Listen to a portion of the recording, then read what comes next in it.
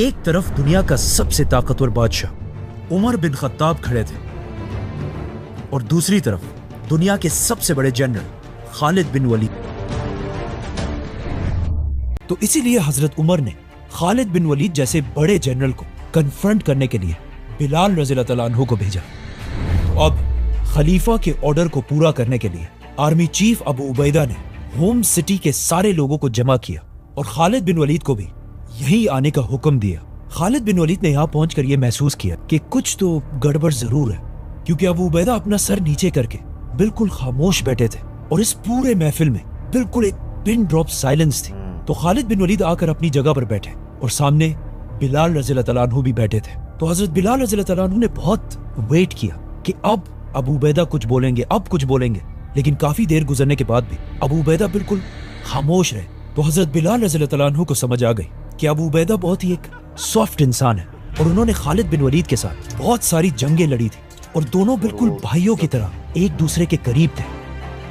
तो आखिर हजरत बिलाल इस महफिल में खड़े हुए और वहां सबके सामने खालिद बिन वलीद से पूछा कि ए खालिद, हमारे खलीफा उमर बिन खत्ताब ये जानना चाहते हैं कि तुमने जो 10,000 दरहम उस शायर को दिए थे वो तुमने अपने पैसों से दिए थे या मुसलमानों के बैतुल माल से। ये सुनकर खालिद बिन वलीद और वहां पर सभी बिल्कुल हैरान हो गए। तो बिलाल रज़ियल्लाहु तआला अन्हु ने दोबारा पूछा कि खालिद, ये पैसे अपने जेब से दिए थे या बैतुल माल से? इस पर खालिद बिन वलीद ने आखिर कहा कि ये मैंने अपने पैसों से दिए थे। नाउ खालिद बिन वलीद इस वाक़े के बाद वापस अपने सोल्जर्स की तरफ चले गए। यहाँ पे एक बात नोट करना लाजमी है कि उस जमाने की दुनिया में स्लेव्स और स्पेशली ब्लैक स्लेव्स को बिल्कुल जानवरों की तरह ट्रीट किया जाता था। लेकिन अब जब एमेसा में एक फॉर्मर ब्लैक स्लेव उस वक्त के सबसे ताकतवर जनरल को कन्फ्रंट कर रहा था, वहाँ के लोग ये सब देखकर बहुत ही हैरान थे। लेकिन इस सब से ये क्लियरली पता चलता है कि रसूलुल्लाह सल्लल्लाहु अलैहि वसल्लम ने अपने आखिरी खुतबे में जो बात कही थी कि किसी व्हाइट को किसी ब्लैक पर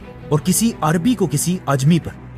कोई फोकियत हासिल नहीं। इस तरह हजरत उमर की इस खिलाफत में रेसिज्म का कॉन्सेप्ट बिल्कुल खत्म हो चुका था। खालिद बिन वलीद तो वापस अपने सोल्जर्स के पास चले गए थे, लेकिन अबू उबैदा इब्न जर्राह उन्हें ये बात बता ही नहीं सके कि इस लेटर में 2 और पॉइंट्स भी हैं कि खालिद बिन वलीद को मुसलमानों की फौज से डिसमिस करके मदीना की तरफ भेजा जाए और वहां मदीना में हजरत उमर खालिद बिन वलीद का इंतजार करते रहे। लेकिन आखिर काफी दिनों बाद उन्हें समझ आ गई कि जरूर अबू उबैदा ने उन्हें बताया ही नहीं होगा। तो हजरत उमर ने एक दूसरा खत खालिद बिन वलीद की तरफ डायरेक्ट भेजा कि तुम्हें फौज से डिसमिस कर दिया गया है और फौरन सारे काम छोड़कर मदीना में आकर मुझसे मिलो। खालिद बिन वलीद हजरत उमर का लेटर पढ़ने के बाद दोबारा अबू उबैदा इब्न जर्राह के पास गए और उनसे कहा कि तुमने मुझे क्यों नहीं बताया कि हजरत उमर ने मुझे फौज से निकाल दिया है। तो अबू उबैदा ने उन्हें कहा कि आज ये जो भी हो रहा है इसमें मैं बिल्कुल भी इन्वॉल्व नहीं हूँ, ये सब खलीफा के ऑर्डर्स हैं। तो आखिर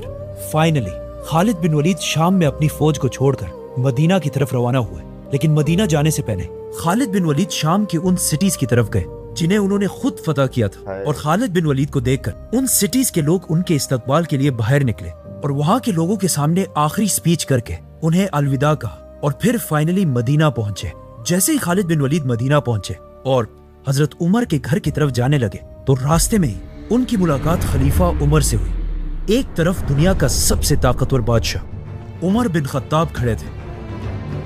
और दूसरी तरफ दुनिया के सबसे बड़े जनरल खालिद बिन वलीद।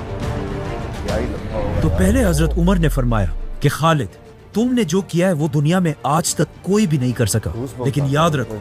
जो भी होता है वो सिर्फ अल्लाह ही करता है। ये इन 2 ग्रेट पर्सनैलिटीज के दरमियान एक बहुत ही फ्रैंक डिस्कशन थी जिसमें खालिद बिन वलीद ने हजरत उमर से कहा कि आपने मेरे साथ जो ये किया है अच्छा नहीं किया। तो हजरत उमर ने उसे कहा कि पहले मुझे ये बताओ तुम्हारे पास इतने पैसे कहां से है कि तुमने एक शायर को 10,000 दरहम दिए। तो खालिद बिन वलीद ने उन्हें कहा कि ये तो मैंने अपने पैसों से दिए। तो खलीफा उमर ने हुक्म दिया कि खालिद बिन वलीद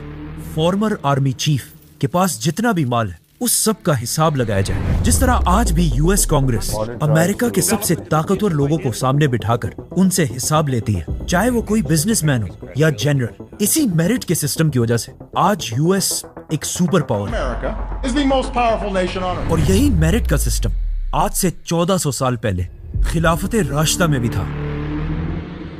हजरत उमर रज़ियल्लाहु तआला अन्हु के ऑर्डर्स पर बड़े सहाबा के एक ग्रुप ने खालिद बिन वलीद के माल का हिसाब लगाया और उन्हें पता चला कि खालिद बिन वलीद का हिसाब किताब बिल्कुल क्लियर है। इस सब के बाद हजरत उमर ने खालिद बिन वलीद से कहा कि खालिद मेरे दिल में तुम्हारे लिए बहुत इज्जत है, लेकिन फिर भी हजरत उमर ने खालिद बिन वलीद को फौज से निकाल दिया और साथ ही अपने सारे गवर्नर्स को ये लेटर्स पहुंचाए कि मैंने खालिद बिन वलीद को किसी खयानत पर नहीं बल्कि इस बात पर फौज से हटाया है, क्योंकि अब भी बहुत सारे मुसलमानों के दिलों में ये बात थी कि मुसलमान सारी जंगें सिर्फ खालिद बिन वलीद की वजह से जीतते हैं, और मैं ये दिखाना चाहता था कि जंगें सिर्फ और सिर्फ अल्लाह की मदद की वजह से जीती जाती हैं। खालिद बिन वलीद इस सब के बाद वापस शाम की तरफ गए, एज अ जनरल नहीं बल्कि एक आम सहाबी की तरह अपनी जिंदगी गुजारने लगे। अब यहाँ पर बहुत सारे हिस्टोरियंस का ख्याल है कि हजरत उमर ने खालिद बिन वलीद को सिर्फ और सिर्फ अपनी कुछ पर्सनल दुश्मनी की वजह से हटाया था, लेकिन ऐसा बिल्कुल भी नहीं था, क्योंकि हजरत उमर सिर्फ खालिद बिन वलीद के साथ नहीं बल्कि अपने हर जनरल को इसी तरह सख्ती से डील करते थे ताकि कभी भी कोई जनरल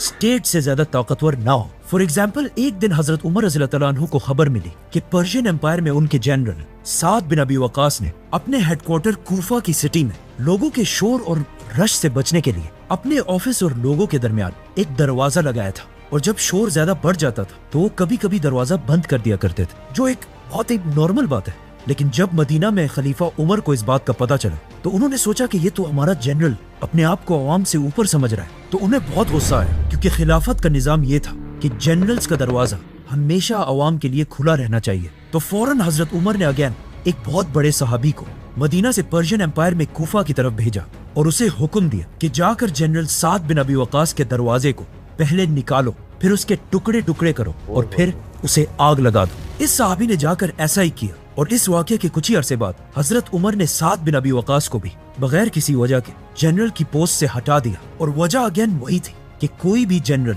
मुसलमानों की स्टेट से पावरफुल ना हो जाए। और इसके बाद अगेन हजरत उमर ने एक दूसरे जनरल मुगीरा बिन शोबा की तरफ भी लेटर भेजा कि तुम जरा मदीना हो, मेरा तुम्हारे साथ जरूरी काम है। इन शॉर्ट, हजरत उमर रज़ी अल्लाह अन्हु की खिलाफत में उन्होंने अपने किसी भी जनरल और गवर्नर को अपनी पोस्ट पर ज्यादा अरसा रहने नहीं दिया, और यही हजरत उमर की खिलाफत की सबसे बड़ी क्वालिटी थी। नाउ खालिद बिन वलीद तो मुसलमानों की फौज को छोड़कर चले गए, लेकिन अब फाइनली रसूलुल्लाह सल्लल्लाहु अलैहि वसल्लम की कही हुई हदीस के पूरे होने का टाइम आ चुका था। जैसे ही मुसलमान अपनी ताकत की पीक तक पहुंचे, अचानक आउट ऑफ नोवेयर मुसलमानों की इस खिलाफत पर दो बड़ी मुसीबतें आई। मुसलमानों के सीरिया में एक बीमारी ताउन आहिस्ता आहिस्ता फैलने लगी, और यहाँ अरब में एक बहुत बड़ा कहत आया, और अगले 9 महीने तक बारिशें ना होने की वजह से अरब की सारी फसलें और खाने पीने की चीजें तबाह हो गई, और आहिस्ता आहिस्ता हालात इतने सख्त हुए कि अरब के लोग खाने पीने की चीजों के लिए भी तरसने लगे। कि कहा जाता है कि अरब के लोगों की शक्लें बिल्कुल राख की तरह